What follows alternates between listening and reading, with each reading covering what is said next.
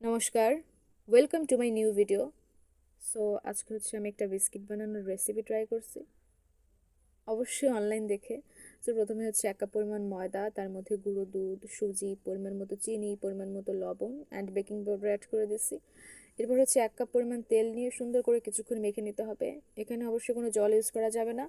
কিছুক্ষণ সুন্দর করে মেখে নেওয়ার পর একটা ব্যাটার তৈরি করে ব্যাটারটাকে রেস্টে রাখতে হবে, যাতে বিস্কিটের কালার সুন্দর আসে। এর জন্য আমি ডিম থেকে কুসুমটা আলাদা করে নিচ্ছি।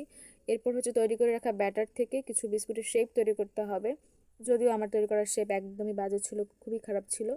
এরপর আমি অনেকগুলো শেপ তৈরি করে নেওয়ার পর এরপর কিছু বাদাম অ্যাড করে দিচ্ছি, যার যার জন্য এটাকে খেতে এবং দেখতে সুন্দর লাগে।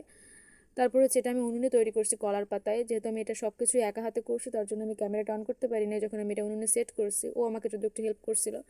আর এইটা আমার বিস্কিটের ফাইনাল লুক। যদিও লুকটা খুবই খারাপ ছিল, কিন্তু খেতে মোটামুটি ভালোই ছিল। সো আজকের ভিডিও এই পর্যন্তই। আমার ভিডিওটি ভালো লেগে থাকলে অবশ্যই লাইক, কমেন্ট অ্যান্ড সাবস্ক্রাইব করবে। টাটা।